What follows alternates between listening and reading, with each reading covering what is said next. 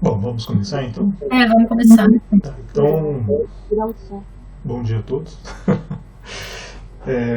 Hoje a gente vai. Na semana passada o João apresentou sobre o Scantec, né? Sobre a estrutura de organização dos arquivos de configuração, o namelist, as tabelas referentes aos modelos. A gente fez também uma sessão rápida, de prática, mas de exemplo de como funciona na máquina Itapemirim, né?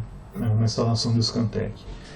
E hoje vem a parte, digamos assim, complementar, que seria a visualização dos resultados e as possibilidades que a gente tem a partir da manipulação das tabelas com o resumo das estatísticas que o Scantec fornece. Então, a gente já há uns 2 anos pensou que seria conveniente ter pelo menos um script inicial, alguma coisa mais padronizada que permitisse a gente visualizar as tabelas, os resultados das tabelas.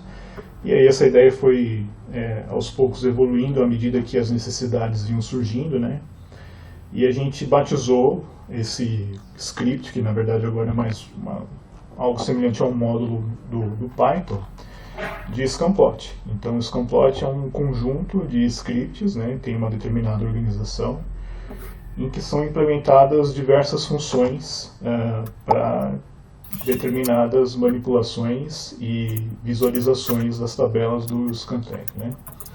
Então é claro que dependendo das necessidades de avaliação que se forem impostas, né, dependendo do uso, né, a gente precisa expandir, pensar e modificar um pouco a forma de funcionamento. Mas eu vou apresentar para vocês o estado atual, né, dessa implementação do Scamplot, como é que ele funciona e quais são as possibilidades, né? Então, vou começar compartilhando aqui a minha tela com vocês.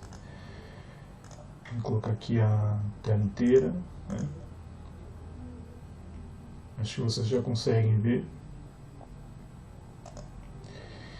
E então, como é que funciona, né? Então, em geral, o Scantec, o Scamplot, né? O Scantec e o Scamplot, eles estão organizados aqui no nosso portal de projetos do CPTEC. Eu vou mostrar aqui para vocês. Então, quando vocês logam aqui nesse endereço, projetos.cptec.imp.br, né, que é onde se encontra o Redmine aqui no CPTEC, o Redmine é um serviço é um software de gerenciamento de projetos, né? Então, a gente tem à disposição no CPTEC já há um bom tempo, e vocês, quando logam, vocês vão ter esse menuzinho pull down aqui, e todos os projetos dos quais vocês participam vão aparecer aqui. Então a gente tem aqui o SAM, que é o Sistema de Avaliação de Modelos, né, onde a gente tem uma série de informações aqui, dentre elas uma aba chamada repositório, né. Então quando a gente clica aqui, a gente vai ver o SVN, né, que é o Subversion, né, que a gente utiliza para fazer o gerenciamento dos códigos que a gente desenvolve. Aí a gente tem 3 ramos aqui, a gente vai entrar no ramo Branches, né, tem um botãozinho aqui que você clica. Aí a gente vai ter algumas versões aqui, tanto do Scantec, que a gente testou na semana passada, né, nessa Beta 2, versão 2.0, Beta 2, e a do Scamplot seria essa versão 1.0, mas que na verdade ainda não foi consolidada, mas já é um pouco mais avançada. Seria 1.1 algo que eu planejaria para batizar essa versão. Então quando a gente entra aqui, a gente tem alguns scripts, né? Tem alguns arquivos diferentes aqui também. Tem um arquivo de instalação. E a gente vai dar uma olhada nesses scripts aqui para ver como é que eles podem ser utilizados para a gente poder fazer as plotagens das tabelas, né? Então, existe um arquivo que é esse scamplot.ipynb, que é o IPython Notebook, né, que é um arquivo que funciona junto com o Jupyter, né? Aí eu vou passar para o Jupyter agora. Então, no CPTEC nós temos também na máquina Ilópolis, né, ilópolis.cptec.imp.br. Se vocês têm login na Itapemirim, vocês podem usar o mesmo login para logar dentro do serviço do Jupyter aqui na Ilópolis, né? Então a Ilópolis, ela tem o Jupyter instalado, e o Jupyter ele nada mais é do que um servidor Python em que a gente pode desenvolver scripts, fazer visualização de arquivos, etc, né? Então, por exemplo, eu tenho aqui uma série de arquivos, isso aqui fica no meu home lá no Itapemirim, né? E eu tenho um arquivo, uma pasta chamada tutorial, e dentro dessa pasta eu tenho alguns notebooks do Jupyter, né? Então, um notebook nada mais é do que um arquivo em que eu posso digitar texto, em que eu posso digitar instruções, comandos do Python, né? Inclusive equações, tem umas equações aqui para baixo, né? Em que eu posso executar instruções do Python também para extrair informações visuais, como figuras, né? Então tem aqui exemplos de uma equação.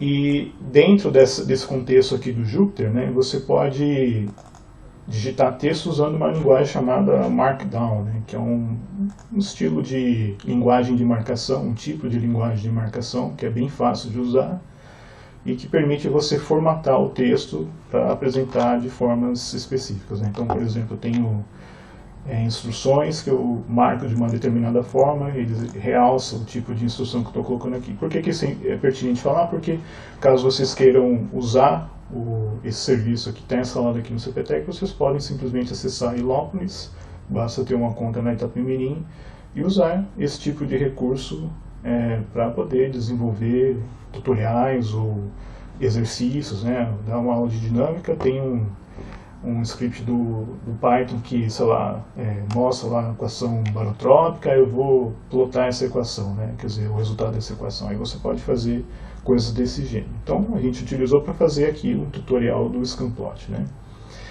Então, o Scanplot, ele funciona da seguinte maneira, né? Então, a gente tem um módulo principal, né, que está aqui no repositório, que seria esse scanplot.py, né?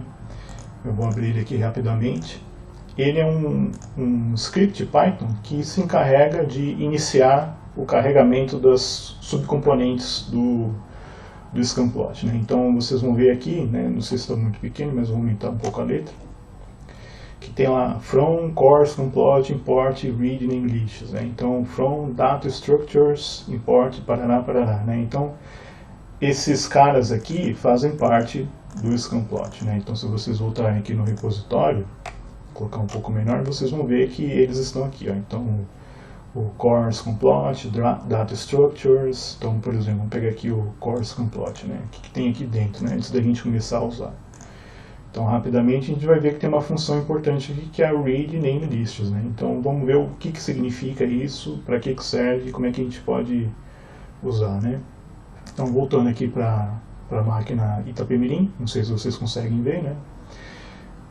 Então a gente começa, né, utilizando aqui o import Scanplot. Então quando a gente faz isso, a gente vai, na verdade, importar todas essas outras estruturas, essas partes aqui do Scanplot, e elas vão fornecer algumas funções extras para a gente poder manipular as tabelas do Scantec, né? O Carlos, pode só dar um zoom aí na tela? Daqui mesmo? Aqui. Tá. Dá para ver agora? Aí, melhor. É que para mim fica gigante aqui, mas tudo bem. Então aqui não sei se eu consigo dar um zoom. Eu acho. Consigo. Então... Alt, acho que é Shift, Ctrl++. Eu Isso. estou usando aqui a rodinha do mouse, mas acho que demora um pouco para... Pronto, né? Então, para não ficar mostrando só em linha por linha aqui, acho que a gente poderia, na verdade, exercitar isso aqui, né? Eu vou fazer assim, acho que não é uma boa ideia, mas vamos ver aqui, ó. Vou abrir uma outra tabela aqui, uma outra aba, na verdade. Vou logar aqui também. Vou fazer o seguinte, novo DAS Scanplot. Então vou considerar, para vocês verem o tempo de execução, o que acontece com os resultados, porque aqui está tudo feito já, né? Vocês podem depois tentar abrir isso aqui na máquina de vocês e refazer esse exercício, mas a gente vai fazer meio que passo a passo aqui para vocês verem como é que a gente executa os comandos e o que sai, né? Carlos, se eu não tiver uma conta então na Itapemirim, eu ainda não consigo acessar essa... Na verdade consegue, né? aí vem uma outra parte, né? Então, o que eu estava fazendo também essa semana, antes da gente iniciar aqui, vou só colocar uns 2 minutos para falar uma coisa agora, eu coloquei aqui no GitHub um espelho daquele código que está lá no Redmine, né? Então aqui tem algumas informações extras, né, considerando que você não vai executar o Scamplot na Itapemirim, mas na sua máquina, né? Então depois vocês podem ver aqui tem esse endereço, né, o cfbusters.github.io/scamplot, né? Então é basicamente o conteúdo daquele Jupyter Notebook que a gente está olhando lá, né? E aí tem aqui como se diz, as instruções, né? Então, comando, resultado, etc e tal. Mas vamos voltar para cá. Pode dar zoom aí, Carlos, por favor? Passar o quê? Dá um zoom. O zoom, tá. O zoom é a mesma coisa, pronto. Que daí vai mudar um pouco o layout, né? Mas tá aí. Mas vamos voltar para cá, né? Então, aqui, se vocês seguirem por aqui, vocês vão ser capazes de fazer na máquina de vocês, no final, tá? Aí não vai depender só da Itapemirim. Mas vamos fazer na Itapemirim porque... como a gente já tem a parafernália toda do Python instalado, então a gente pula essa parte e já vai mais para o objetivo do tutorial, né? Então, vou considerar que você já tem lá uma instalação do Scantek e que vocês já fizeram uma avaliação e já tem as tabelas à disposição, né? Então, a primeira coisa que eu vou fazer para poder visualizar e explorar as tabelas é importar esse módulo do Scamplot. Primeiro deixa eu salvar esse cara aqui no lugar correto. Não sei se ele vai ficar... Fazer assim, ó, ao invés de fazer por esse aqui, eu vou copiar esse cara aqui, ó.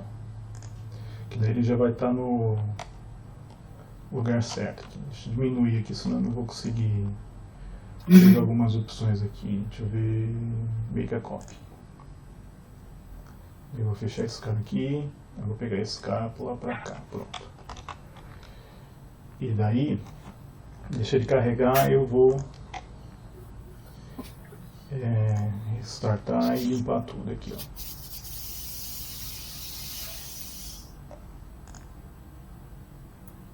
Pronto, então aqui os comandos já vão estar, a gente só vai dando Enter, né? Então a primeira coisa é importar o Scamplot. Aí dá um Enter aqui, né? Um Shift Enter na célula, ele vai demorar um pouquinho para executar, porque ele, como vocês viram, está carregando um monte de coisas.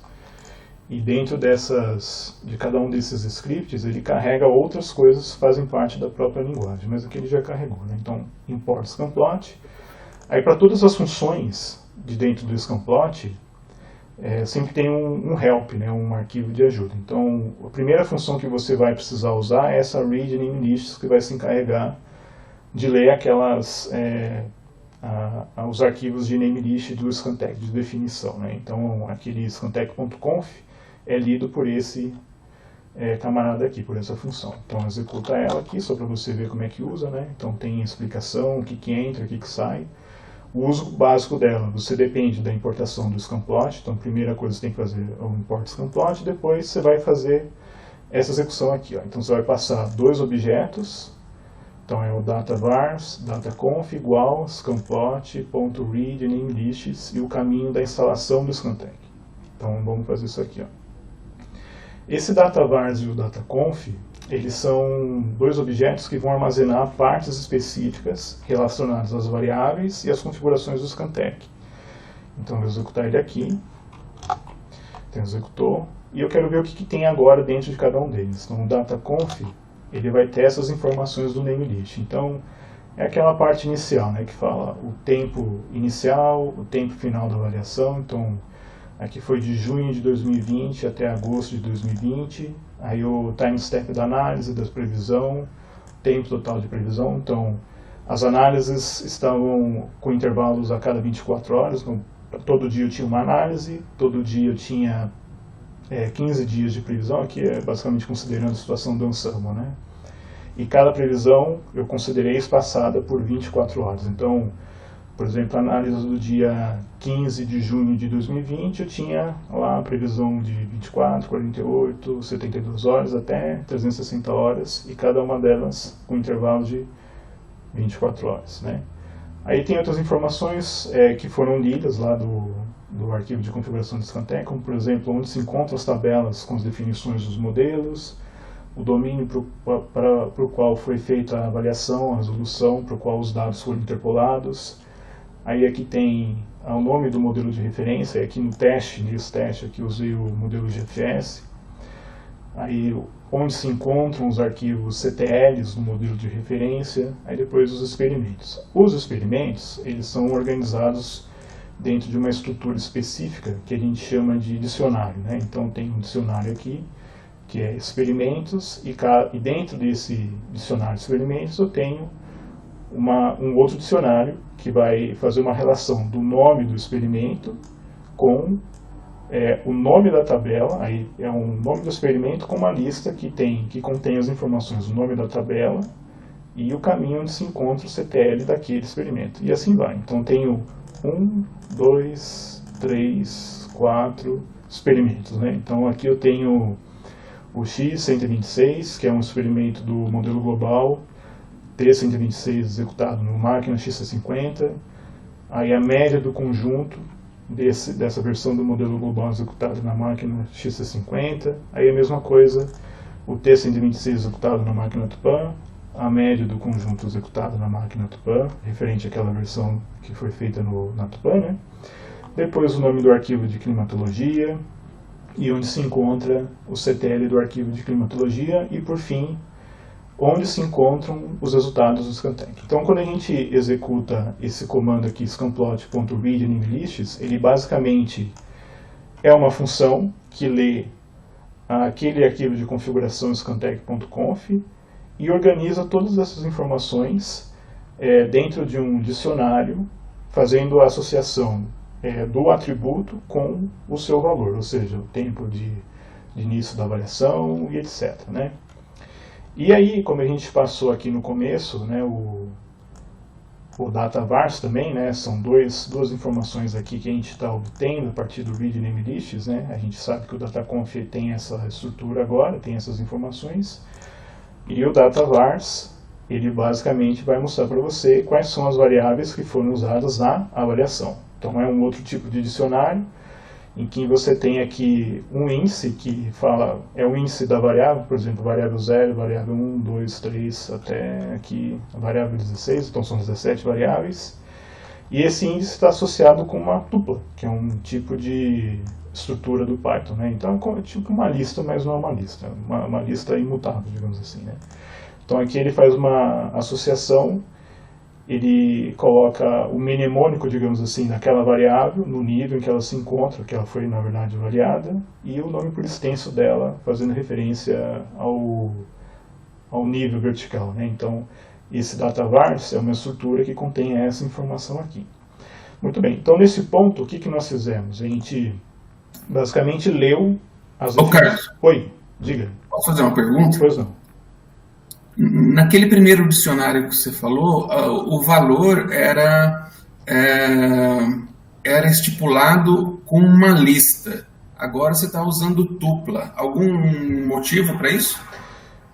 Não. Assim, na verdade, essas listas aqui poderia ser uma tupla também, né?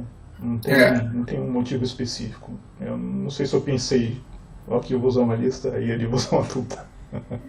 Aqui poderia ser uma tupla também, e daqui poderia ser uma lista também, né? Ah, certo. Mas não, pensei que tivesse algum motivo específico. Para mim, o funcionamento é igual também. Então, o funcionamento vai ser exatamente o mesmo, né? Então, aqui eu falei que é uma tupla porque se eu falasse que era uma lista, aí tá errado. Mas é uma tupla, né? Então, aqui é uma tupla e aqui, por exemplo, uma lista, né? Então, delimitada por colchetes, né? Muito bem. Certo? Então, seguindo, né? Então, a gente simplesmente nesse ponto, com esse comando que é o read namelist, né? Que seria esse comandinho aqui, a gente leu, na verdade, vou deixar maior aqui, acho que é mais confortável de ver, né? A gente não vai precisar daquela outra parte lá. Aí a gente leu as configurações do Scantek e as variáveis que foram consideradas na avaliação. Carlos, só uma pergunta. Pois não. Vou interromper. Considerando que alguns dos colegas aqui não participaram daquela prática lá com o Scantek, porque não era o interesse no momento, né? Então, pensando neles, vai precisar que eles entendam aquele arquivo de configuração para eles poderem eles poderem Executar o scanplot? executar o scanplot? Eu imagino que sim, porque se você executou o Scantec, você deve ter configurado, né? Você precisou passar por essa parte de configuração dos parâmetros do Scantec, né? Ou seja, Mas pensando nesse assim, fim, né?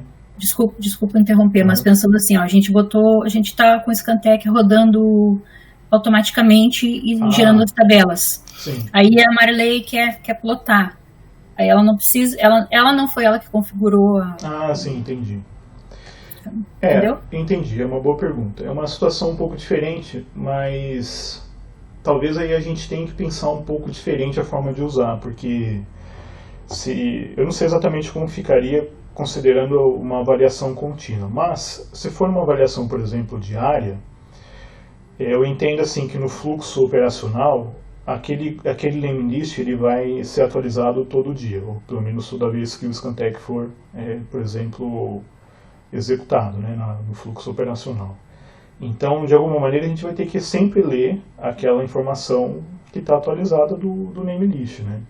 Mas eu não pensei sobre isso, não sei exatamente como funcionaria. Eu acho que a gente pode ir anotando esses casos, porque certamente eles vão ser necessários para a gente poder, digamos assim, ajustar se isso realmente for, se o scanplot realmente for adequado para esse tipo de situação. Aí a gente vai ter que usar essas ideias, essas necessidades para poder ajustar o scanplot. Mas, sinceramente, assim, não cheguei a pensar nessa situação, mas eu acho que é importante ir anotando. Mas vamos seguir, mas é bom ter essas dúvidas, né?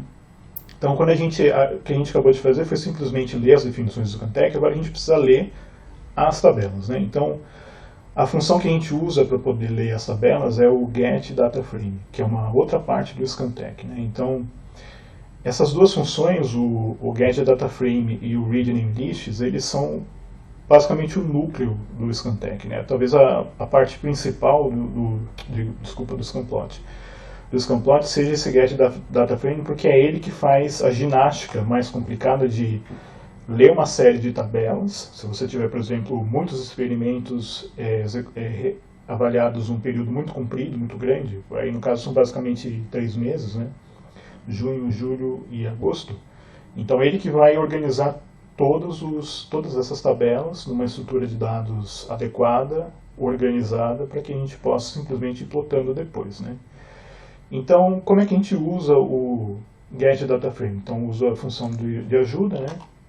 Então, aí aqui tem um uso, né? Então, a gente já fez isso aqui, importou, já leu, né, as configurações do Scantec. E aí, como a gente já tem essas informações de data inicial, data final, as estatísticas, os experimentos, os arquivos onde se encontram os resultados das tabelas, a gente vai simplesmente utilizar essas informações para passar como parâmetro, aqui como argumento, né, do getDataFrame. Então, às vezes vocês podem pensar, poxa, mas tudo bem, se a gente já leu o arquivo de configuração, por que a gente simplesmente não passa aqueles 2 dicionários para dentro da função getDataFrame, né? A gente poderia fazer isso, mas em algum momento eu pensei que seria importante a gente, por exemplo, ao invés de ler todo o período, ler uma parte do período. Ao invés de ler todas as variáveis, ler uma parte dessas variáveis. Ao invés de ler todas as estatísticas, ler algumas estatísticas, né? Então, para evitar isso, ou pelo menos para permitir que a gente tenha um pouco mais de flexibilidade, você pode, com base nas informações que foram lidas dos namelists, pegar aquilo que você quer. Então, aqui no caso eu vou pegar tudo, né? Então, eu vou pegar a data inicial. Então, como eu tenho uma lista lá no dicionário, né, esse dataconf starting time, né? O dataconf, lembro que é um dicionário, né? Então, o dicionário estava aqui, dataconf. Aí, um atributo do dataconf é o starting time, quer dizer, um elemento aqui dentro, né? Então, quando eu uso, por exemplo, dessa forma aqui, né, o starting time, eu obtenho a informação do starting time, né? Já no formato, que é o formato datetime aqui, né? Que eu posso usar dentro do matplotlib, por exemplo, né? Então, eu vou fazendo isso com as informações que eu preciso, né? Então, data inicial é a variável que eu uso para receber essa informação que vocês acabaram de ver. Data final, aí as variáveis aqui tem uma construção específica, né, para a gente poder pegar todo aquele dicionário das variáveis, né? Aí tem as estatísticas, os experimentos, etc. Então, se a gente for executar isso aqui, não tem resultado nenhum, porque a gente simplesmente está fazendo a atribuição dos valores. Mas o que acontece, né? Então, quem que é o data inicial? O data inicial é esse cara aqui, o começo da avaliação. Quem que é a data final? O data final é o final da avaliação. Quem que são os vars aqui, né? Os vars é uma lista com os mnemônicos, né, das variáveis aqui, né? Quem são as estatísticas, né? Aí as estatísticas, a correlação de anomalia, a raiz do erro quadrático médio e o viés. Quem são os experimentos, né? Aí eu tenho 4 experimentos aqui, onde encontram-se os resultados, né, as tabelas, encontram-se nesse caminho aqui na Itapemirim, no meu caso, né? Onde eu quero armazenar as figuras, né? Então as figuras vão ser armazenadas no mesmo local onde se encontram as tabelas do Scantek, barra um diretório onde vão ficar as figuras. Aí você pode colocar outra coisa aqui, se você quiser, né? Se eu quiser, por exemplo, mudar algum desses parâmetros, basta eu, por exemplo, pegar aqui o status, né? O status é isso aqui. Eu tenho essas 3 estatísticas. Se eu quiser que isso aqui seja diferente, basta eu redefinir. Aí eu pego, coloco aqui uma outra coisa, por exemplo, eu não quero visualizar o viés. Aí eu vou pegar só isso aqui e falar que eu quero só a correlação de anomalia e o erro quadrático médio. Mas nesse caso eu vou considerar todas as estatísticas, né? Bom, uma vez que a gente fez isso, nós vamos usar todas essas informações como parâmetros dessa função getDataFrame, que vai nos retornar uma estrutura de dados, que é um DataFrame, né? Por isso getDataFrame, com todas as tabelas de todas as estatísticas, de todos os experimentos, de todo o período da avaliação. Então, uma estrutura só com tudo, com todas as informações que a gente precisa. Então, a gente executa. Então, executou. E aqui, o dtable, né, que é o nome que eu usei, que vocês podem usar o nome que vocês quiserem, né? Ele contém estas estruturas de dados aqui. Então, é um dicionário em que eu tenho a correspondência entre o nome da tabela. Então, por exemplo, a core X126 é a tabela de correlação de anomalia do experimento de nome X126 dessa data aqui, né? Então, seria referente a esse período, né? De 1º de junho de 2020 até 15 de agosto de 2020. E aí eu tenho a tabela com a correlação de anomalia desse experimento para todas as variáveis que eu escolhi. E aí vai fazendo para o outro experimento, aí depois para o outro, aí o T126, aí o TENM, aí depois vai indo, né? Aí já é a tabela de erro quadrático médio, né? Aí depois vai para todos os experimentos, depois o viés para todos os experimentos, e assim vai indo. Muito bem. Então, o que eu faço com isso agora? Então, essa é a estrutura de dados principal que contém todas as informações que você quer visualizar em forma de gráfico. Mas como é que eu começo a fazer isso? Bom, aí aqui nessa seção desse tutorial, tem algumas formas assim básicas de você começar a visualizar, que são importantes caso você queira fazer scripts que podem ser consolidados, por exemplo, para fazer determinados tipos de figura, né? Então, vamos começar dessa forma. Então, vamos supor que eu queira inspecionar essa tabela aqui da correlação de anomalia do experimento X126. Então, como é um dicionário, né, esse dtable, então toda vez que eu quero visualizar um elemento do dicionário, eu vou usar, né, o dicionário começa sempre por chaves, né? Então eu uso essa construção aqui. Então dtable, aí coloca entre colchetes o nome, né, do elemento que eu quero visualizar. Então aqui eu tenho, né, no formato do pandas, a tabela do Scantek, da correlação de anomalia do experimento X126 para esse período aqui, certo? Bom, e aí a gente tem as previsões avaliadas a cada 24 horas, né? Então 0 faz referência à análise, aí 24, previsão de 24 horas, e assim por diante, para todas as variáveis e níveis que a gente considerou. Bom, se eu quiser, por exemplo, visualizar a temperatura em 850, se eu quiser só olhar essa coluna, como é que eu faço? Aí você vai usar os métodos do pandas, né? Então não vou ficar passando, vou passar mais rápido por essa parte, porque aí são métodos específicos do Pandas. O Pandas é a biblioteca do Python que fornece a estrutura do data frame, que a gente está usando por debaixo do pano ali no get data frame, na função do scanplot, né?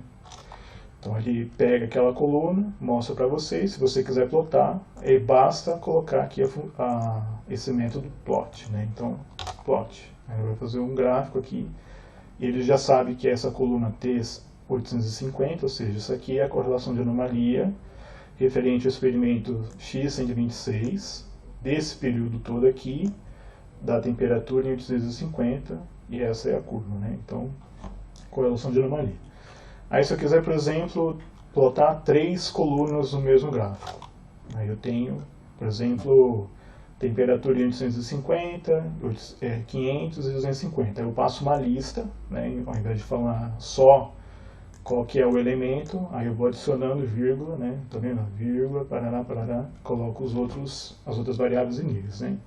Então aí eu tenho 3 curvas aqui. Aí uma outra forma, né, ao invés de você falar qual que é o nome da coluna, eu falo qual que é a posição da coluna, né? Aí da mesma forma, né, da coluna 2 até a 5, né? Aí se eu quiser plotar, por exemplo, em gráficos separados, né? Aí tem uma outra forma, tudo numa linha só, né? Então aí você vai colocar a mesma construção anterior, mas vai falar que colocar um argumento dentro desse plot aqui, que é o subplots igual a true. Ele vai separar as curvas em 3 gráficos diferentes, né? Uma outra forma também, usando o índice da coluna, igual. Aí se eu quiser, por exemplo, plotar todas as colunas, fazer tipo um painel, né? Aí você pode fazer também. Isso aqui não é do scanplot, né? A única coisa que o scanplot fez até agora foi ler as definições do Scantek, organizar as tabelas, que são os resultados do Scantek, e fornecer a estrutura de dados para que a gente possa olhar os resultados, né? Aí esse plot, ponto, line, tarará, tarará, isso aqui faz parte do Pandas, né? Não é o scanplot usa o Pandas, né? A gente vai ver as funções do scanplot, e o scanplot usa o Pandas para poder fazer as figuras. Então aqui a gente tem todas as colunas daquela tabela de correlação de anomalia do experimento X126, e a gente simplesmente fez um painel plotando cada curva num quadrinho diferente, né? É claro que isso aqui é só um exemplo de uma possibilidade, e não necessariamente é muito útil olhar assim, né? Porque o mais interessante é quando você tem mais curvas dentro de um gráfico e você consegue comparar, por exemplo, os experimentos, que é aquilo que a gente gostaria de fazer, aliás, né? Por exemplo, se eu quiser fazer esse gráfico aqui, não lembro exatamente, né? Então eu pego 2 experimentos diferentes, aí já é uma situação um pouco mais interessante, né? Então tem, por exemplo, correlação de anomalia do experimento executado no XC e no experimento executado na Tupã. Então eu quero plotar essas 2 curvas aqui, da temperatura em 850. Aí eu posso usar, por exemplo, esse tipo de construção, né? Então, defino aqui o data frame daquela coluna para cada um dos experimentos, né? Aí tem uma construção específica aqui você constrói um eixo, aí depois você plota, coloca os labels, né, as legendas, e depois adiciona outra curva. Pronto. Isso aqui é o básico do Pandas para poder tratar e visualizar é o básico do básico, essas tabelas dentro da estrutura de dados do dicionário do DTable, né, que seria a estrutura que contém todas as informações que a gente precisa. Bom, agora as funções de plotagem do scanplot, né? Então o scanplot tem algumas funções pré-definidas, né? Por exemplo, plotlines, aí tem o scorecard, aí tem o plotlines faz gráfico de linha, como esses que a gente acabou de ver com o test stage student, né? E aí tem o diagrama de Taylor, mas aí tem algumas coisas que a gente deve considerar antes de usar. Então, por exemplo, como é que a gente usa a função plotlines? Aí, help, né? Uso help, aí tem aqui a ajuda da função, né? Aí, como é que você usa? Então, a gente já importou o scanplot, beleza. Já lemos aqui as definições do Scantek em termos de variáveis e configurações. Já fizemos aqui a atribuição das variáveis que vão nos dizer a data de início que a gente quer visualizar, data final, etc. e tal. Aí a gente já definiu o diretório de saída, e aqui tem algumas coisas diferentes, por exemplo. A gente vai poder customizar de uma forma mais limitada e simplificada o aspecto das curvas que a gente gostaria de plotar. Bom, aí a gente definiu aqui o nosso dicionário com as tabelas do Scantek, e a gente vai agora executar o plotlines, né? Tá vendo que tem um monte de argumentos aqui, né? Como é que funciona? Então, scamplot.plotlines, aí a gente passa o dtable, que tem todas as tabelas, a gente vai falar quais são as variáveis que a gente quer, quais são as estatísticas que a gente quer, onde encontram-se, né, as variáveis, as tabelas, onde a gente quer escrever as figuras. Se a gente quer mostrar a figura aqui no escopo do Jupyter, né, se a gente quer salvar as figuras, a gente pode não visualizar e salvar, pensando assim na situação em que a gente quer ficar rodando isso por script e salvando, mas não ficando no display, né? E se a gente quer combinar as curvas dos experimentos nos mesmos gráficos ou não. Então, por exemplo, esse caso aqui a gente vai usar o caso mais simples, né? A gente vai ler todas as tabelas e plotar cada experimento num gráfico separado. Então vamos ver como é que funciona.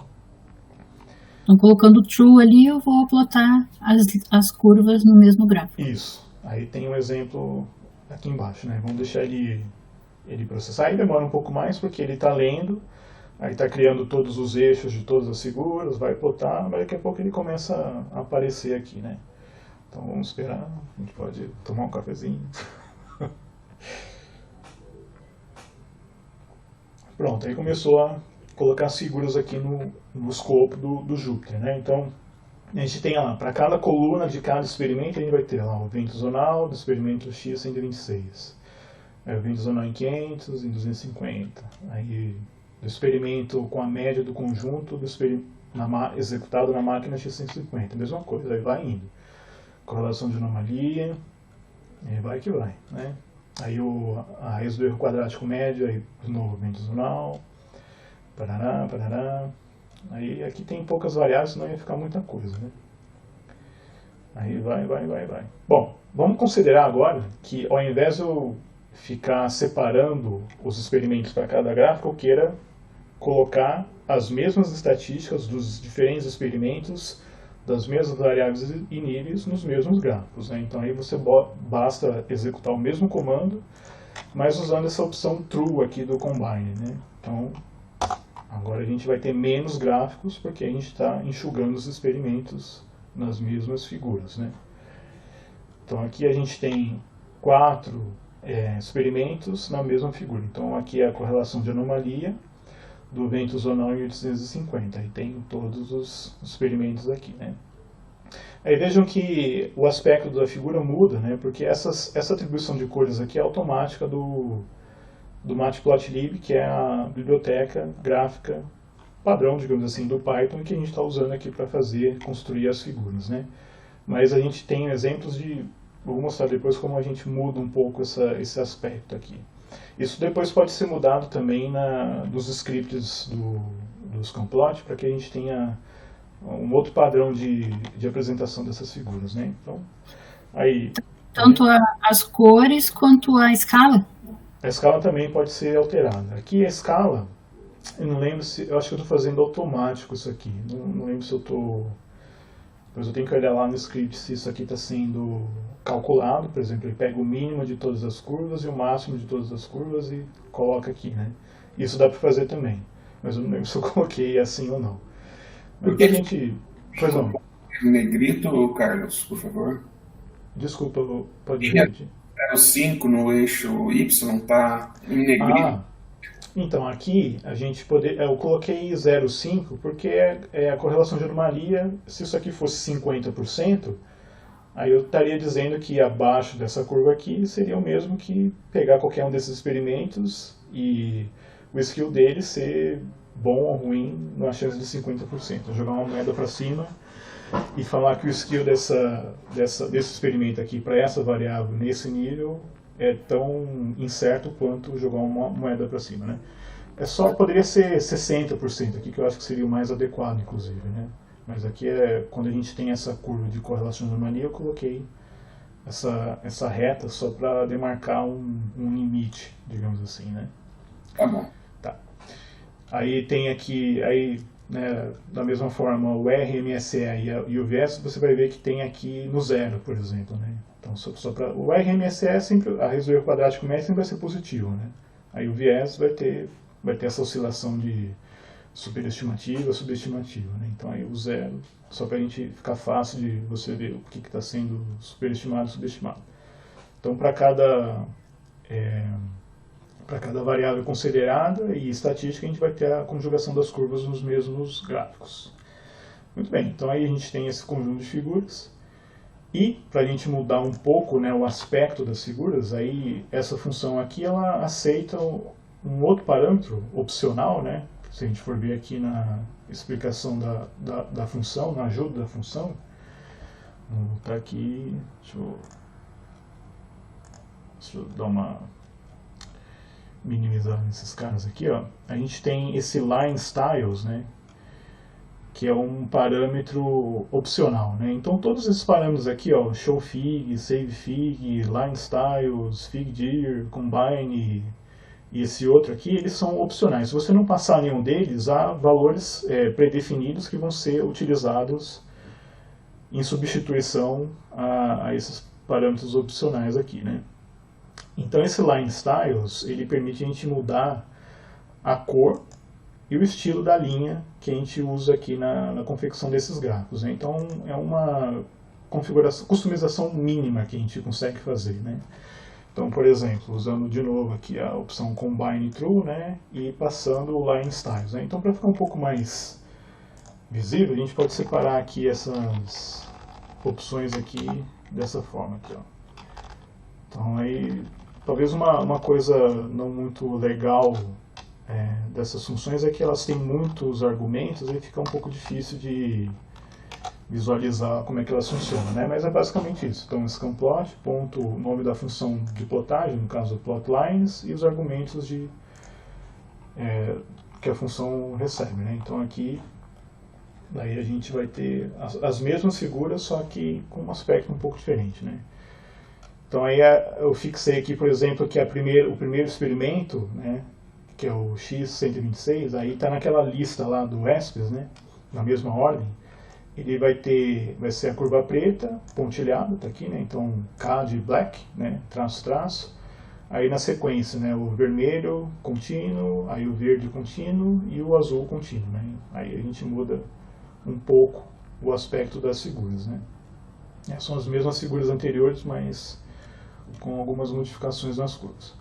Uma outra função que eu acho bastante interessante é esse plot scorecard. Então, um scorecard nada mais é do que uma espécie de tabela, né? Uma tabela, um cartão, em que você consegue visualizar várias variáveis e níveis e o atributo daquela variável ao longo de uma determinada dimensão, por exemplo, o tempo, né? Então aqui a Ivete, ela tinha publicado um artigo em 2014 em que ela usou aqui duas quantidades, que é o ganho percentual e a mudança fracional, cada qual, acho que vai acabar o tempo aqui da reunião, você já? Alô?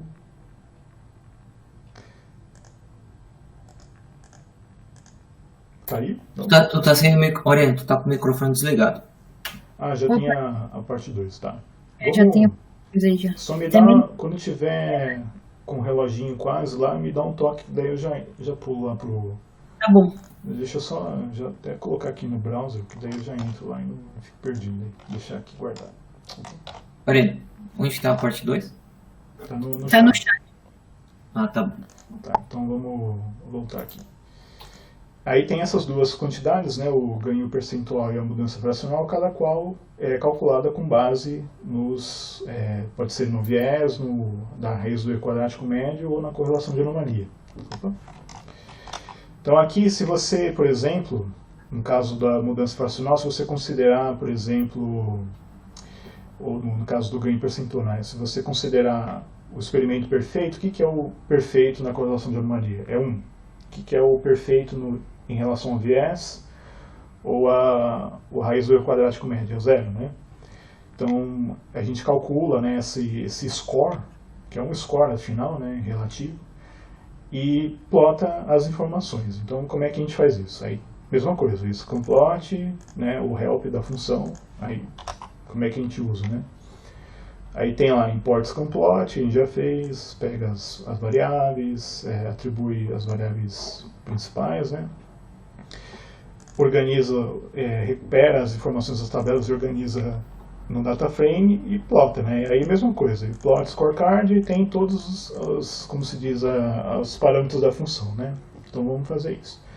Então aqui é interessante, né? Como a gente tem a oportunidade de visualizar num único gráfico todas as variáveis para todo o tempo da avaliação, então vamos pegar todas as variáveis. Então ali nas curvas, né, do plotlines a gente plotou algumas variáveis apenas, né? Mas aqui eu vou usar esse comando para recuperar todas as variáveis da tabela, né? Então esse vars agora, ele tem lá a tabela em si, né? Então, de novo, scamplot, né, ponto plot scorecard, e vamos passar esses argumentos aqui, de uma forma um pouco mais fácil de visualizar. Eu vou querer calcular o ganho, né, percentual, né, que está explicado aqui, né. Então é o experimento 2, eu vou considerar sempre 2 experimentos, né. Então, por exemplo, o que seria interessante? Comparar o quanto a média do ensemble, no meu caso, ela é melhor do que o controle. Então o experimento 2 é a média do ensemble e o experimento 1 seria o controle, né? Então seria, por exemplo, aqui a correlação ou RMSE da média do ensemble menos a respectiva quantidade do controle dividido pelo perfeito, seria 0 ou 1 basicamente, dependendo da estatística, menos a quantidade do experimento 1 vezes 100. Então seria essa conta que o scamplot vai fazer por meio desse plot scorecard aqui, né? E vai mostrar a figurinha. Então, deixa eu só separar aqui para ficar fácil de vocês verem. Então a gente vai mostrar a figura e salvar a figura, né? E vamos calcular aquele ganho. Então, aí dá o Enter, né? Aí fica aí calculando, né? E já começa a mostrar. Então, o ganho da correlação de anomalia da média do ensemble realizado no XC50 em relação ao controle no XC50 é dado por meio desse scorecard aqui. Então a gente tem aqui todas as variáveis, né, em níveis da tabela, e no eixo X aqui a gente tem todos os tempos considerados na avaliação, considerando aqui só as previsões, né? E as cores, elas vão o branco seria, né, o mais próximo do branco seria o 0, ou seja, não teve ganho em relação de um experimento em relação ao outro. O verde indica uma melhora de um experimento em relação ao outro. E os tons mais quentes aqui para o vermelho significam uma piora. Então, o que se espera da média do conjunto em relação ao controle? Uma melhora, certo? Mas isso a gente observa sempre? Não necessariamente. Então, por exemplo, aqui nas primeiras horas de previsão, a temperatura em altos níveis, em 250 hectopascais, então 24, 48, 72, 96 horas, ele foi pior. Ou seja, a média do conjunto, teve um desempenho pior nesses primeiros dias de previsão em relação ao controle. Depois ela vai melhorando.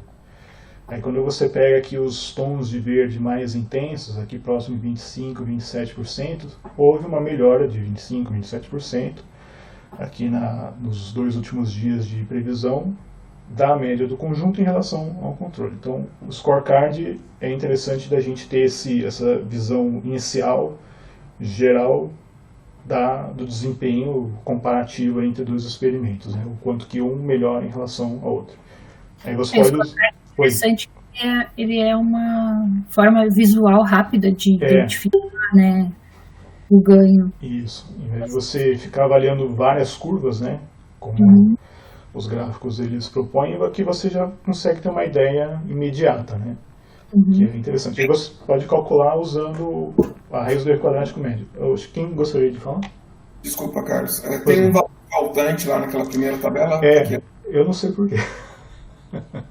Eu não sei o que aconteceu aqui, Zé, mas às vezes acontece de aparecer um dado faltante aqui, tem que verificar o que pode ser, mas não sei o que aconteceu. Aí tem que pegar, por exemplo, e fazer um debug, né? Então, esse cálculo, Ele está sendo feito... Deixa eu ver se já vai acabar.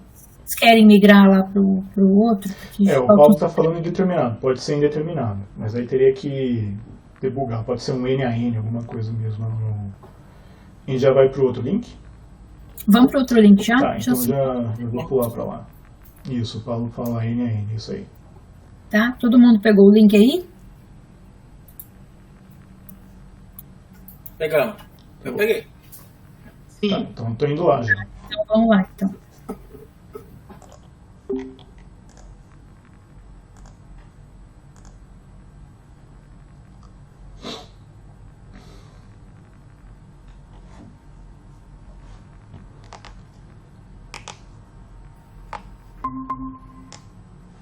Pronto.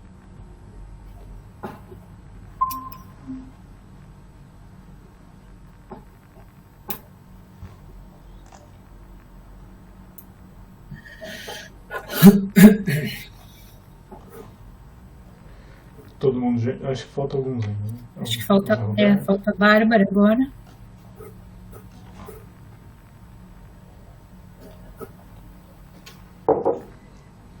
Ô, Carlos, Oi. Pronto. esse o Scanplot, o que você está mostrando, ele vai ser automatizado para as análises que a gente vai fazer, né? Isso. O que eu estou mostrando aqui é a forma como a gente usa atualmente, né? Tá. Então, eu uso sempre assim, usando o Jupyter, né? Mas o ideal seria a gente não, lá no X50 a gente não tem o Jupyter, por exemplo, a gente mal tem um Python instalado lá, mas dá para usar. Mas o certo, no ambiente lá da operação, é a gente poder executar ele por meio de script, né? Então você dispara um script, ele vai fazer essas figuras e vai salvar no disco, e essas figuras vão ficar em algum local para a gente poder visualizar depois. Isso é uma coisa que a gente pode fazer, é que aqui a gente tem um pouco da dependência do Jupyter por conta do display das variáveis, mas é perfeitamente possível fazer isso por meio de script também.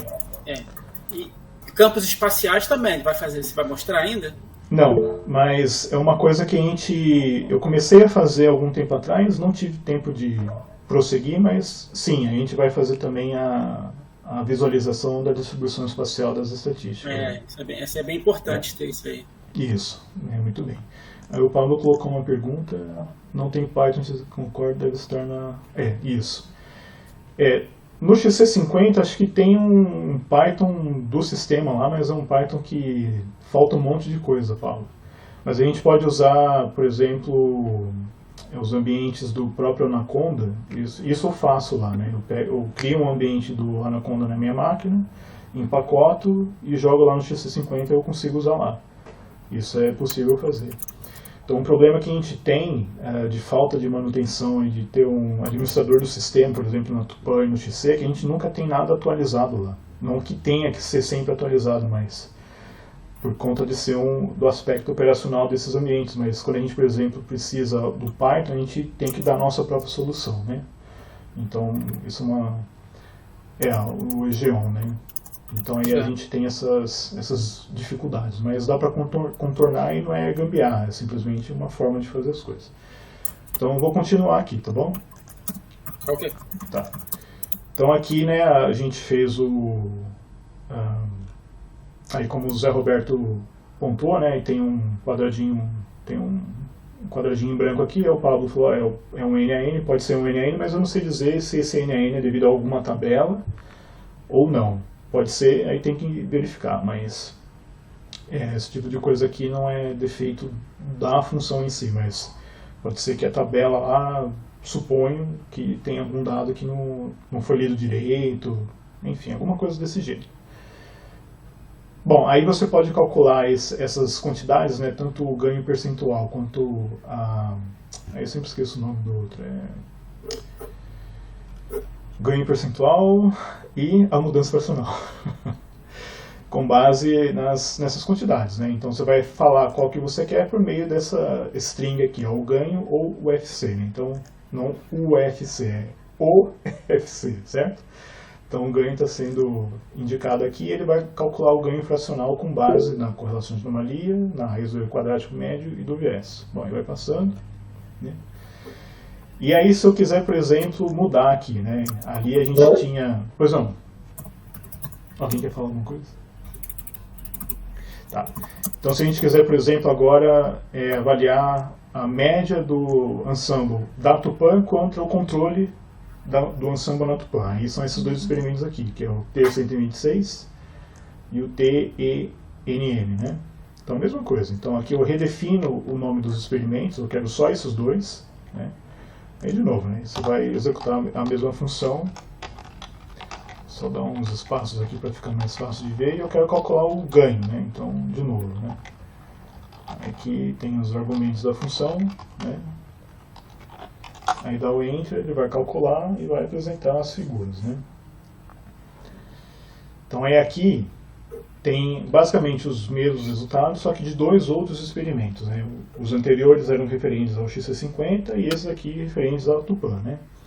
Então, é interessante verificar uma coisa, se você, particularmente aqui, se você colocar essa figura e a correspondente do XC50 uma do lado da outra, você vai ver que essa aqui da Tupã, ela tem tons de verde mais intensos do que aquela do XC. Então, um resultado, nesse caso específico, que eu poderia dizer é que o ganho da correlação de anomalia da média do ensemble na Tupã, realizado na Tupã, ela é maior do que aquela em relação ao XC50, certo? Então, só de olhar essas duas figuras já deve ter essa primeira ideia sobre a situação desses dois grupos de experimentos realizados em duas máquinas distintas, né? Aí vai, né? Aí tem aqui, e isso é para todo o período que a gente considerou, de junho, julho e agosto, certo? O Pablo pergunta, né? Usando diferentes compiladores? Diferentes compiladores. Aí lá no Tupã era o PGI e no XC o GNU. Aí tem esse detalhe. E aí também os modelos são diferentes também, né? Que na Tupã era a versão antiga do MCGA que estava implementada no Ensemble. E no XC é a versão operacional do BAN. Então são compiladores diferentes, máquinas diferentes, processadores diferentes e versões do modelo também diferentes, né? Muito bem, aí tem aqui no caso do viés, aí o viés, dependendo da variável, você vai ter valores bem diferentes, né? Talvez não seja uma quantidade interessante de você olhar do ponto de vista desse ganho percentual, né? Aí às vezes pode ficar meio confuso assim com a forma como você está olhando os valores. Talvez seja mais fácil de você entender esses resultados por meio da raiz do erro quadrático médio e da correlação de anomalia, mas dá para fazer e está aqui também. Bom, aí tem, por exemplo, se você quiser fazer a mesma coisa, só que usando a fração, esqueci o nome de novo, ganho percentual e mudança fracional, né? Eu não consigo lembrar o nome desses índices em inglês, porque eles são mais conhecidos com nome inglês, eu não consigo lembrar. Aí tem que olhar, acho que no artigo da Ivete tem que estar em português. Eu usei muito ele quando eu trabalhei com o Ensemble e o Marcos Mendonça, mas agora eu faço tanto tempo, mais de 10 anos, eu esqueci. Eu não vou saber dizer também. Pois eu tenho que Alguém procurar. lê? Bom, eu vou deixar rodando aqui, é só trocar, né, em relação aos exemplos anteriores, aquele ganho por FC. Aí ele vai, lá dentro do script, ele vai entrar num outro if, se for ganho faz uma coisa, se for o FC, aí calcula aquela outra equação. Só antes de... Diga, João. Posso só fazer um comentário? Pois não. É que não tem ainda nessa tabela, né, mas por exemplo, o Centropeu, eles além de colocar esse ganho fracional aí, eles ainda colocam a significância estatística, né? E aí eles colocam o tamanho da caixinha, alguma coisa assim. Tá. É verdade. Coisa que a gente... É um tributo diferente, mas é mais ou menos a mesma equação, só que aí leva em consideração também a significância estatística, né? Então, às vezes, é uma coisa que a gente também pode incluir. Isso, eu acho que a Ariane tinha comentado isso outro dia. É que uma versão bem antiga, ainda da época do Lucas, como é que era o sobrenome dele? Amarante, né? Ainda fazia em MATLAB, né? O Lucas tinha uma versão dessa aí que o Sapus tinha feito com ele lá, com a significância estatística. Então, aí é o caso da gente revisitar esse script e melhorar ele para colocar isso, porque essas cores aqui, elas levam em consideração se é mais verde ou mais vermelho o branco, só o valor aqui que está na caixinha, né? E não necessariamente a significância, né? Então aí seria a gente pode considerar esse gráfico como uma função e fazer uma outra específica para levar em consideração a significância também. Aí é uma apresentação que imagino que seja diferente, né? Mas bem observada. Então aí a mudança fracional vai te dar o mesmo resultado. Aqui está menos 0 porque é menos 0, alguma coisa. Então os valores aqui são arredondados para serem inteiros, né? São valores inteiros aqui, por isso que fica menos 0. Aí talvez a gente possa atualizar e colocar pelo menos uma casa decimal aqui. Mas se for muito pequenininho, tipo 0,01, aí vai ficar 0,0. Aí não adianta muita coisa também. Aí, então esses valores aqui, pelo aspecto da apresentação, se colocar valores com uma mantiça muito grande, aí não vai aparecer, vai ficar meio ruim de ver. Então aí a gente pode discutir depois formas melhores de apresentar isso aqui, né?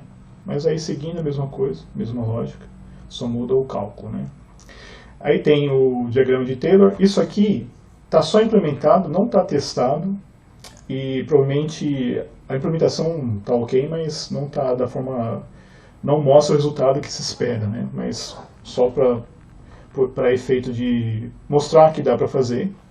Aí a gente usa um pacote do Skillmetrics, né, que é um outro pacote do Python que está além do escopo do Scanplot, mas a gente basicamente ligou uma coisa com a outra, né, porque a gente já tem a estrutura de dados do getDataFrame de forma fácil para esse pacote do Skillmetrics poder ler.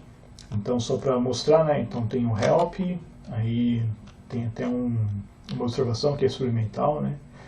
Então, de novo, a mesma ladainha, né? A gente define quais são as variáveis, aqui a gente vai pegar algumas só, quem são, aí o vento em 500 e 250 hectopascais, aí a mesma coisa, né? Passa lá o dtable, as configurações, variáveis, né? Tudo. Aí ele vai começar a jogar um monte de coisa, só que não tem uma referência aqui, né? E provavelmente a forma de apresentar não é correta, porque aqui a gente não tem a observação e cada experimento está em um gráfico. O ideal seria que a gente tivesse uma referência da observação em um gráfico, um diagrama polar só, claro, né, como é o diagrama de Taylor, e todos os experimentos no mesmo diagrama. Aí, simplesmente por falta de tempo, eu não investi mais isso aqui, mas só para vocês saberem que dá para partir disso e terminar essa implementação, né? Não tem nada para falar além disso aqui, né? Então isso aqui ainda não dá para a gente usar, em resumido. Bom, aí vem a parte mais interessante talvez disso aqui, porque a gente também consegue fazer aquele plotlines calculando o teste t-student, né? Para a gente ter a significância estatística da diferença das curvas, né? Daquilo que a gente está mostrando, né? Então também tem uma forma específica de usar ela, na forma como ela está implementada agora. A gente tem que ter alguns passos extras, né? Então não é só uma opção que o ideal seria a gente usar a mesma forma da aplicação daquela função plotlines, colocar lá uma opção verdadeiro ou falso para você colocar ou não a significância estatística. Mas como isso é um pouco mais complicado aqui na forma como essas funções são implementadas, então eu decidi fazer ela por fora, né? Uma outra função, por isso que ela tem esse t-student aqui. E aí a gente tem que dar uns passos extras para poder calcular esses limites, né, as curvas do teste de significância, os limites superior e inferior, que vão dizer quando que o teste falha ou não, né? Então a forma de uso a gente pega de novo quais são os experimentos que a gente quer usar, então aqui eu vou só indicar quais são eles, né? Então todos os experimentos, né? Aí aqui eu vou organizar, né? A gente tinha lá o dtables, que era isso aqui, né? Então dtables, né? Que era basicamente as tabelas que foram calculadas para o período, né? Então a gente tem de junho a agosto. Esse dtable series, ele vai usar uma outra opção aqui que é o true, tá vendo? Series é igual ao true. O que vai acontecer, né? então vai demorar um pouquinho mais, a gente vai ler todas as tabelas da avaliação diária do experimento, porque é um requerimento para a gente poder calcular o teste de significância, a gente ter não só a avaliação do período, mas a avaliação de todos os dias dentro daquele período. Então, quando eu falo avaliação, a gente poderia falar, não sei se é muito correto, mas avaliação mensal referente ao período, se for um mês ou mais, né? E avaliação diária, considerando todos os dias ou os intervalos daquele período, né? Então, esse The Table Series, né, ele vai ler uma outra avaliação do Scantec dos mesmos experimentos, só que ao invés de a gente ter a avaliação, o resumo da avaliação em uma tabela só, a gente vai ter uma tabela para cada dia ou intervalo dentro desse período. Então, esse The Table Series é um outro dicionário em que a gente vai verificar que cada elemento desse dicionário é uma tabela referente a um dia específico da avaliação. Então a gente vai ter um monte de tabela aqui dentro. Então vai dar mais de 1000 tabelas aí, né? Então aqui ele só não está calculando nada, só está tentando jogar aqui no Jupyter todas as tabelas, né? Então, por exemplo, aqui a gente tinha essa primeira tabela do experimento 126, que era de junho até agosto, né? E era só isso. Agora a gente vai ter do dia 1º dia 1º de junho, dia 1º de junho. Aí vai a próxima tabela. Aí, aqui do outro experimento, né? Você vai andando dia 1, dia 2, dia 3, dia 4, dia 5, dia 6, parará. Então, para todos os experimentos considerados, né? Aí aqui a gente faz um ajuste, né? Que esse vars aqui, ele tem esse seguinte aspecto, né? Então, são os nomes aqui em caixa alta. Aí aqui a gente vai colocar só em minúsculas, né? Então o var, a gente vai usar esse cara aí, tá vendo? Então pega o primeiro, né? Coloca tudo em caixa baixa. Aí o var name vai ser o vel, né? Aqui são alguns ajustes para a gente poder usar as funções intermediárias para calcular o teste de significância, né?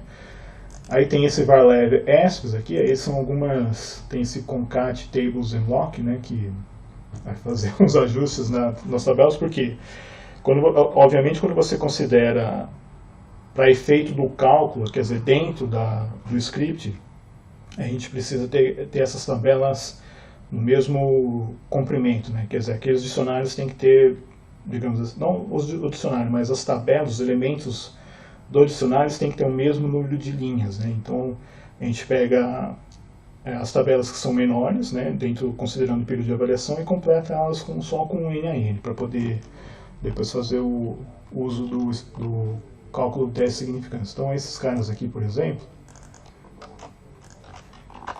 aí eles vão ter esse aspecto aqui. Então a gente simplesmente pegou as tabelas, né, aí aqui é só do vento em 500, né, aí vai fazer a mesma coisa esse aqui é como se diz, do The Table original, que é do período, e essa aqui é do diário, né? E vai fazer a mesma coisa para o diário.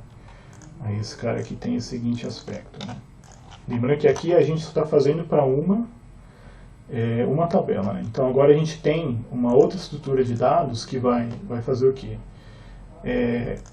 Ele vai associar, isso aqui esqueci o nome, João, não sei se tu lembra depois daquela tabela pivô, acho que é isso, pivot table, alguma coisa assim. Mas é uma estrutura de dados tipo um data frame que organiza numa primeira coluna todos os experimentos de toda a série, depois todas as previsões de 24 horas, todas as previsões de 48 horas, ou seja, é uma manipulação que a gente precisa fazer nessas... A multi-index. Isso, multi-index, muito obrigado, eu já não lembrava mais. Então essas tabelas, as informações, elas são organizadas para que a gente possa plotar da forma correta depois. Tá? Então na implementação TOS a gente tem que fazer isso. Depois, se a gente conseguir evoluir com isso aqui, a gente deixa um pouco mais fácil de usar para não ter tantos passos, né? Aí tem essa outra parte aqui que vai finalmente completar, né, com aqueles NNs que eu estava falando. Aí aqui tem uma outra estrutura de dados. Aí depois a gente vai finalmente calcular o teste de significância, né? Aí a gente vai ter esses caras aqui. Então esse cara aqui, por exemplo, é essa lista aqui, né?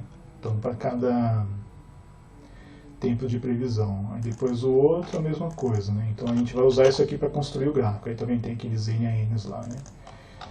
Aí depois esse outro cara aqui, eu acho que esse aqui é o sup, inf, esse aqui é a curva e esse aqui é o limite superior e inferior. É isso, né? No final das contas. Aí a gente plota. Aí a mesma coisa, a interface é parecida com o Plotlines, né? Então você tem a data inicial, a data final, aí o dtable com todos os intervalos do período, né? Aí os experimentos, etc. Aí passa aqueles parâmetros do teste de significância para dentro da função e ele plota essa curva, né? Então o que a gente está mostrando aqui? É o gráfico de correlação de anomalia dos 4 experimentos para o vento zonal em 500 hectopascais. E aqui embaixo a gente tem o resultado do teste de significância.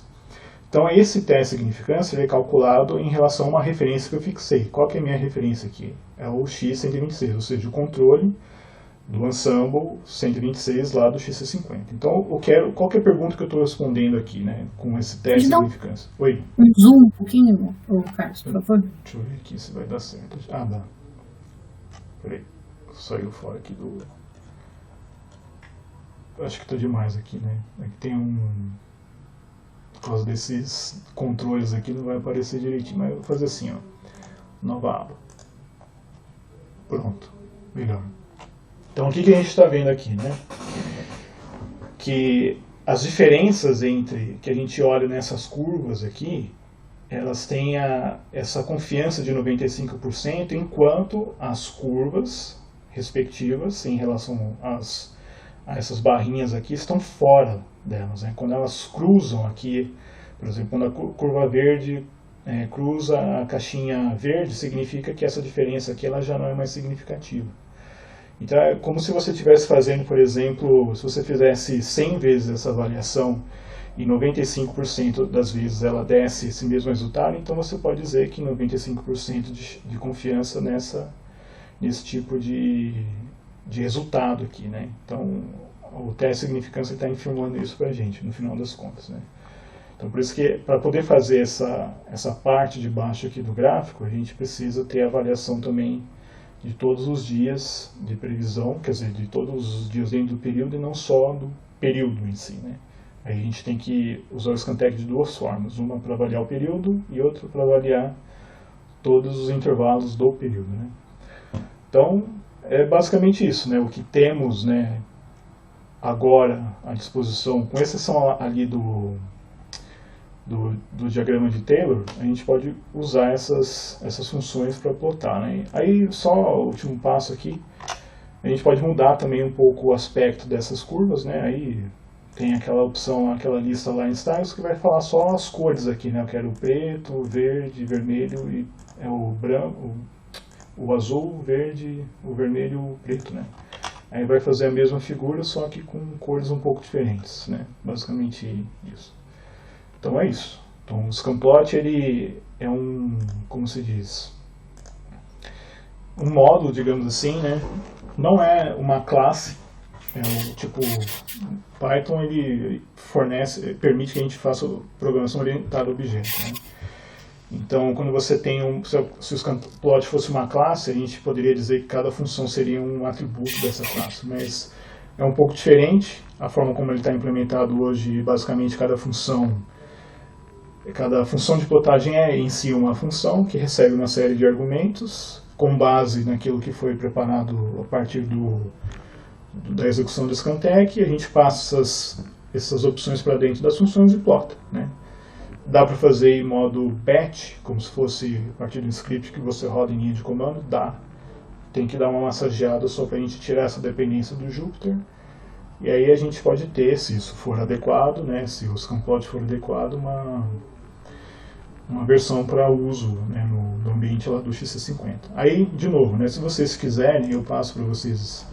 Eu tenho esse código também no GitHub. Eu tendo agora a gente está aqui, né, a usar um pouco mais o GitHub por conta de algumas facilidades que a gente tem lá para visualização, principalmente desses notebooks do Jupyter, né. Aí, se vocês quiserem olhar o código, colocar problemas, achei um problema, abre um pull request lá, aí deixa marcado, eu olho também depois. Obrigado, Pablo, obrigado. Tudo bem, já encerrei por aqui também agora. Obrigado, Ariane. Tá legal, obrigada, Carlos. Obrigada pela apresentação, foi muito legal. De cara eu consigo identificar 3 coisas aqui com potencial de melhora, né, dessa versão. Aí se vocês tiverem alguma coisa a acrescentar, é só falar. É o teste e a validação do diagrama de Taylor, né? Você precisa desbloquear o dispositivo primeiro. Seria incluir a significância estatística do scorecard e gerar essa versão para uso em linha de comando para que a gente possa usar no XC50. São 3 coisas de imediato. E, bom, eu acho que, assim, para quem não tem, né, acho que a maioria de nós não tem muito conhecimento em Python, fica mais difícil de utilizar, assim, diretamente. Então, eu acho que essa versão de linha de comando talvez seja mais útil para quem não tem, né, ou tem pouco conhecimento ou nenhum conhecimento de Python. Mas eu acho que para quem está interessado em aprender também, eu acho que também é bem... Usando o site que eu coloquei ali, né, do GitHub, ou mesmo o próprio Jupyter, né, é bem no passo a passo. Aquela parte lá do explorando data frames, eu fiz questão de colocar, porque justamente não posso considerar que todo mundo saiba usar o Pandas, por exemplo, né? Então não custa nada colocar uns comandos mais básicos assim para você poder ler uma tabela e plotar uma curva, por exemplo, né? Sim. Aí você vai se acostumando com isso, vai entendendo como é que funciona o uso do Pandas, né? E depois você pode criar suas próprias funções. Então, para começar, acho que por ali seria apropriado, digamos assim, né? Eu vou dar minha opinião aqui. Pois não. Eu acho que o item que a Ariane falou de criar um modo dele ser operado via script, acho que poderia ser até o primeiro passo para automatizar as avaliações. Eu concordo. Uma vez que a gente tenha os protocolos, né, gerados, a gente sabe o que vai ser, o que os analistas aí, o Marcelo, não sei quem mais está na parte de avaliação mesmo, o que eles vão usar, se a gente souber disso, a gente já pode ir começando a automatizar essa avaliação através de scripts, né? Eu concordo contigo. Eu acho que é necessário, né? Porque como eu falei, né? Essa versão que eu mostrei para vocês é a versão que eu uso, né? Então, usei para fazer, por exemplo, a avaliação do Anselmo. Eu usei exatamente assim. Mas eu concordo que é necessário realmente a gente ter uma forma de usar pela linha de comando, não é uma coisa difícil de fazer, é mais assim acertar um pouco os scripts e manter as duas coisas funcionando, né? Não é só tipo assim, eu consegui usar por linha de comando e por meio do Jupyter, né? Não posso deixar de fornecer a interface do Jupyter, né? Mas eu concordo contigo, acho que é exatamente por aí. Tá certo. Obrigado. E você falou também, Ariane, que o objetivo, de repente, seria usar o Mac para visualizar as saídas. Isso aí tem que ser retrabalhado, porque o Mac é em R, né? E o PyPlot é Python. Ou eu leio as tabelas as tabelas de configuração, de resultados que o Carlos mostrou, o Carlos e até o João, né, mostraram, e faço em R mesmo, ou de repente passo para Python. Isso é uma coisa que tem que se pensar um pouco mais à frente. Isso, acho que... Eu Pode acho falar, que... Carlos. Não, eu acho que esse é um ponto interessante, porque no Python a gente tem interface para tudo, né? Tem para Fortran, tem para o R, tem não sei por quê, blá blá blá. Então, acho que não seria uma dificuldade a gente fazer as duas coisas conversarem, né? Porque as tabelas, elas são em modo texto, né? Uma tabela ASCII. Então, a forma como eu leio elas no Python é uma forma específica, mas não deve ser tão diferente assim, pelo menos eu, por exemplo, entregar esse objeto com as tabelas para dentro do R. Então, pensando assim que o esforço que você tem para poder ler o que eu estou te entregando não é muito grande, nem o esforço que eu tenho que fazer para poder te entregar esse objeto com as tabelas não deve ser tão grande assim, né? Então, o que eu estou querendo dizer no final das contas é que nem eu nem você, a gente vai talvez precisar fazer grandes modificações, é só entender a interface entre o Python R e fazer as duas coisas conversarem, né? Não, sim, com certeza. Se for aproveitar a estrutura do R, é só fazer algum mecanismo que converta de um modo, de uma estrutura para outra, e já está praticamente pronto. Só uma dúvida sobre o Mac, né? Porque eu me confundo tudo, tanta coisa, né? Mas o Mac, um exemplo é aquilo que a Bárbara mostrou em algum dos dias, uma página web. Esse é um exemplo do Mac? Não sei, é só para ter um exemplo, Roberto. Não sei o que ela mostrou, João. A gente vai ter a gente vai marcar um dia aí pro Zé Roberto mostrar pra gente o Mac e em conjunto com o Pablo mostrar o Match também. Tá. Então a gente vai ter essa prática também. Tá bom. Era só para ter uma ideia, né? Mas eu acho que isso que o Carlos e eles estão falando, acho que é bastante factível, né? E hoje em dia tudo se faz para a gente não perder nada que foi desenvolvido, né? Então todo mundo sempre tem uma solução para ligar uma coisa com a outra, né? Então mas aí um comentário, aí vocês podem perguntar, mas por que você resolveu fazer isso no Python, né? A gente, antes de ter essa forma de plotar as coisas, a gente fazia no GNUplot, porque é imediato, é até mais fácil, né? Você abre lá GNUplot, plot, não sei o que lá, use, coluna 1, 2, não sei o que, pronto, já tem um gráfico.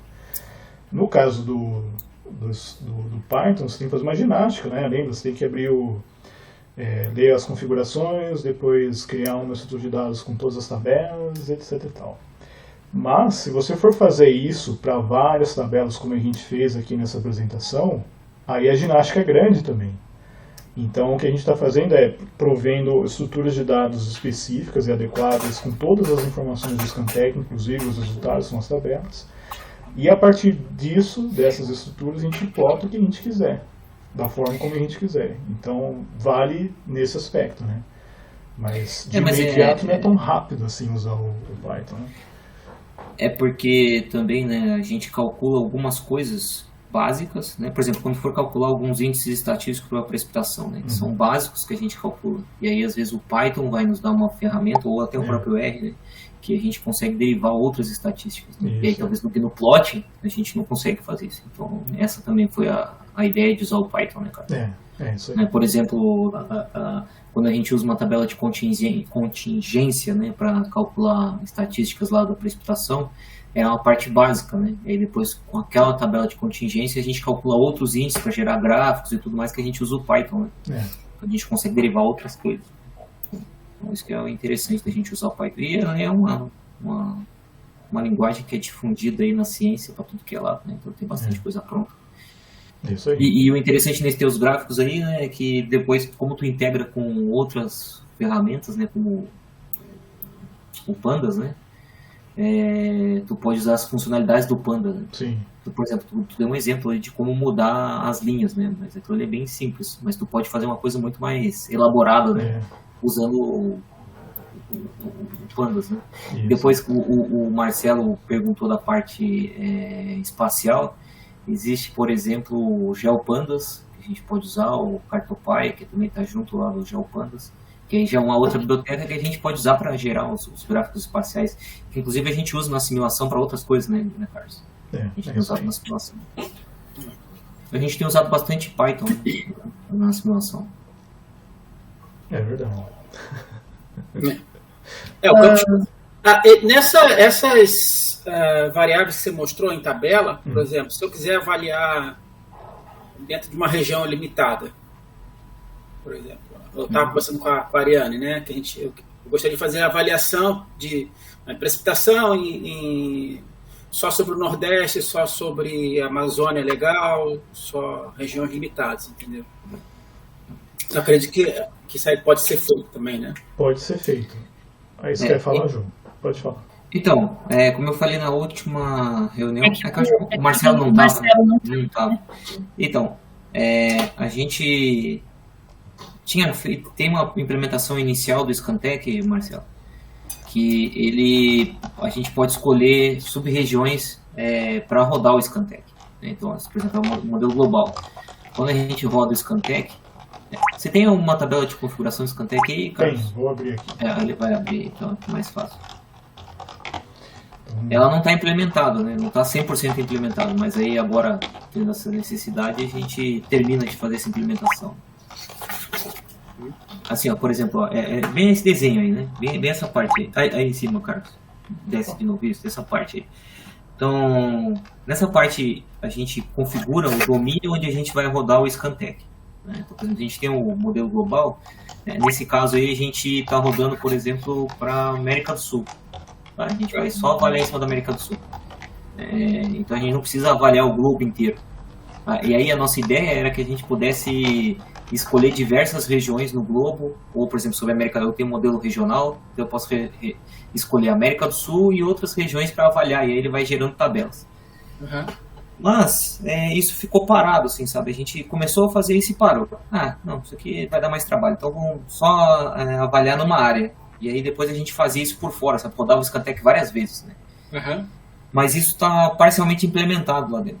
Então a gente pode revisitar essa parte e terminar a implementação, para que a gente defina várias áreas. Eu tenho o globo, por exemplo, eu quero avaliar o América do Sul, quero avaliar na América do Sul, quero avaliar no Nordeste, quero avaliar, sei lá, em outra região. E aí eu vou definindo as áreas e ele vai avaliando e gerando as tabelas para cada uma das áreas. Uhum. Uma outra coisa que a gente também começou a fazer e também parou, mas é como eu falei na outra reunião, né? Eu, o Carlos e o Sapucci, né, e a Ariane, né, nos auxiliava algumas vezes também. A gente é um grupo de assimilação de dados, né? Então a gente fazia o que era necessário para a gente na hora lá. Né? Tem uma outra parte de avaliação de precipitação em que a gente queria usar uma tabela, um gráfico que foi publicado pela Reboitas, né, Ariane? Isso. Que ela mostra regiões de precipitação, regimes de precipitação. Então não é uma área quadradinha, né? Então, tu deve conhecer esse gráfico, né? Esse mapa. Eu comentei com ele hoje, a gente teve reunião individual, aí eu... Então a gente criou, por exemplo, uma máscara. A gente criou uma máscara em que a gente poderia definir essa máscara e o Scantec olha essa máscara e faz a avaliação só nas regiões dessas máscaras, sabe? Então faz a avaliação em cada uma dessas regiões e gera tabelas para isso. Mas a gente também parou. E aí ele não ficaria restrito a essas máscaras, né? Então a gente entrega uma máscara para ele, a gente desenha lá, pode ser uma máscara irregular, sabe? E entrega para ele e ele avalia naquelas máscaras que a gente desenhou. Então isso é outra coisa que a gente pode revisitar e incluir lá. Né? Não é uma coisa impossível de fazer, sabe? Isso vai levar um tempo, né? Como é pouca gente que tem para implementar, a gente vai dando prioridade para algumas outras coisas que vinha... que estava mais prioritário naquela hora, né? Então, foi deixando. Então, a Ariane tinha falado dessa máscara também, que é interessante, eu não conhecia, né? Quando a gente fez no outro grupo, até o Zé, né? Ele chegou a separar assim, algumas regiões que a gente tinha determinado, né? É mais ou menos o que o pessoal faz, né? Isso aí vai ser importante, né? Quer dizer, para analisar modelo, principalmente de precipitação, vai ser muito importante isso, porque você tem regimes muito diferentes, né? E não só de precipitação, outras variáveis também são interessantes, né? Porque geopotencial, muitas vezes você mascara, né? Se o modelo está dando botando um geopotencial muito alto na Amazônia e muito baixo, né? Muito baixo nas regiões extratropicais, se você faz uma média daquilo ali do erro, ele quase desaparece, mas na verdade está mascarando tudo, né? Você consegue só ver em outras variáveis. Então é interessante você fazer essa separação, que é interessante. E essa da precipitação vale a pena também colocar, né? Por categoria, por tipo de precipitação, conforme a máscara da Reboita, né? Eu falei Rupelesque, né, mas não é Rupelesque, é um Atlas da Faculdade de... adaptado do Atlas Climático de Sudamérica. que foi colocado no artigo dela de 2010, que é o artigo é Regimes de Precipitação na América do Sul, uma revisão bibliográfica. Ah, tá. Eu vou compartilhar lá. Depois você compartilha lá pra gente dar uma olhadinha. Eu ia mostrar a máscara aqui, mas eu andei organizando meu computador aqui, eu tenho que... Aí eu nunca me lembro de que eu coloco as coisas. Deixa eu ver se eu tenho aqui, peraí. Ah, aqui, acho que tá aqui, deixa eu ver isso aqui.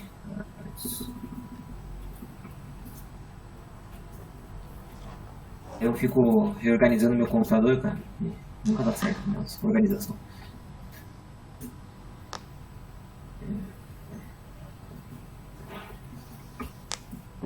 Aqui eu vou só... Tem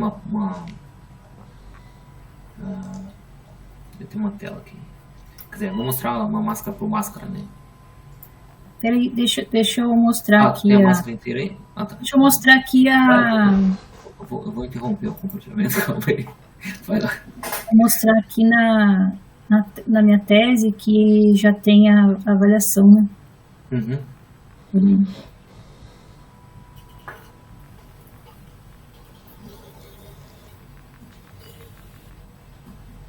Gente, eu sei que tá na hora do almoço, mais 5 minutinhos. Só E finalizar isso. Essa máscara que ela fez é para o ano todo ou é para a estação?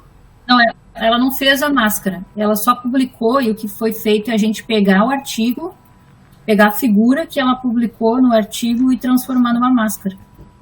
Ah, tá. A máscara, na verdade, não é dela.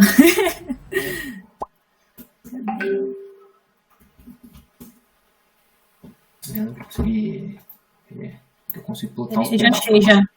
Já? Vou compartilhar aqui. É que eu tenho 352 páginas na minha tese, então... Tem a gente aí que achar. escreve sem parar. Gosta de escrever? Aqui, ó.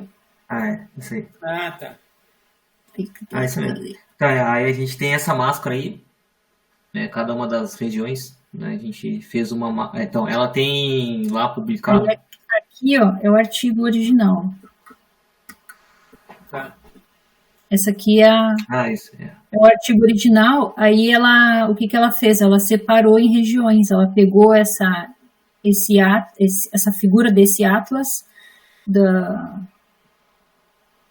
Atlas Climático de Sudamérica, e ela delimitou essas áreas aqui. Essas áreas R8, R6, R7, R2, blá blá blá. E baseado no regime de precipitação, né? Tá. Regime climático, né? Isso, então, esses traçados que ela fez aqui, aí foi transformado nessa máscara. Ah, tá. E aí essa máscara foi usada para fazer a avaliação do modelo. Tá. Na verdade, tá bom. Deixa eu ver, cadê?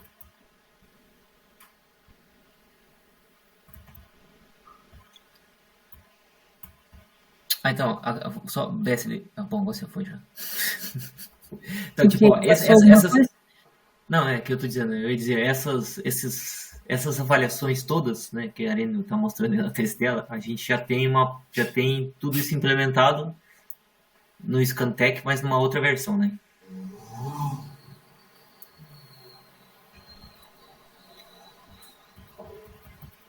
Cadê os figurinos?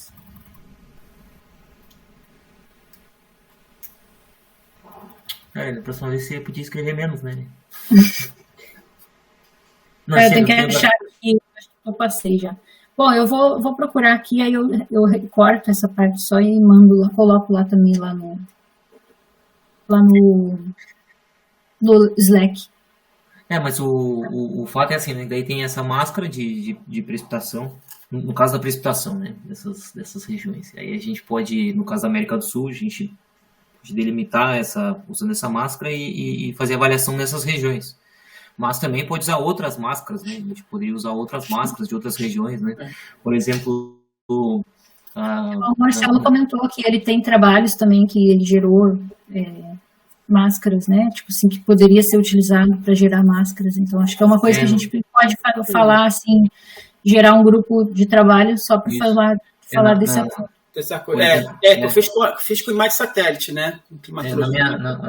Falando de doutorado, né, na minha tese de doutorado também, eu usei uma máscara para avaliar a precipitação global também. Aí eles definiram regiões, foi num outro artigo que eu peguei também.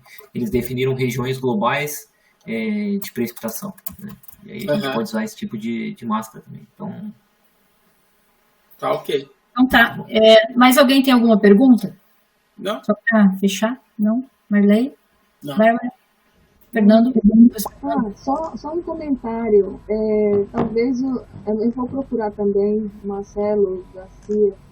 Tinha uma figura que eu acho que foi o Silvio Nilo que mostrou com áreas que ele fez avaliação, que era muito interessante. E foi uma das coisas que se pensou em mudar, ajustar, né, as áreas que o Zé Garcia tinha feito para essas áreas que o Silvio Nilo mostrou.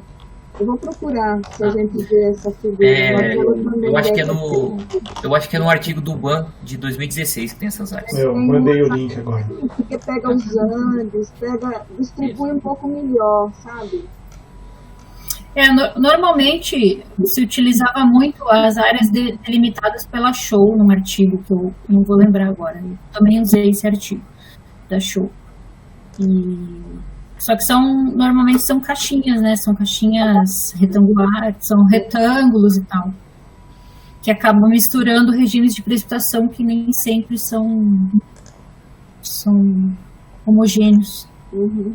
Então legal, eu vou baixar esse artigo do BAN também, vou colocar lá, e aí a gente vai analisando as opções. Bacana, pessoal. Obrigada mais uma vez. Bom almoço, bom final de quarta e bom feriado. Bom feriado também. Obrigado, pessoal. Obrigado pela paciência. Né? Parabéns pelo Carlos, pela apresentação. Obrigado, Marlene. Porque faz muito tempo que eu não programo, mas foi bom para relembrar como é programar. E também, assim, no futuro, vamos ver se eu vou ver Python também, que eu também não sei nada de Python, mas eu acho que é legal, assim. Sim. É diferente, né? Tem outras facilidades. Eu tô chegando de paraquedas. Então dá uma aflição, mas tem um lado bom, né? Que você vai aprender coisas. Não, e outra coisa, Marley, tu não tá sozinha, tá? Tem bastante gente que não sabe muito pouco ou não sabe nada. Então, estamos no mesmo barco. Mas é legal, assim, né? A gente aprender. Então tá bom. Obrigadão. Obrigado a todos. Obrigada, gente. Obrigada, Carlos. De nada, até mais. Até mais. Ô Carlos, se puder, compartilha lá no Slack também os links que tu mandou. Sim, eu mando lá. Tá legal. Tá legal, valeu. Obrigada. Tchau. Mais. Boa tarde.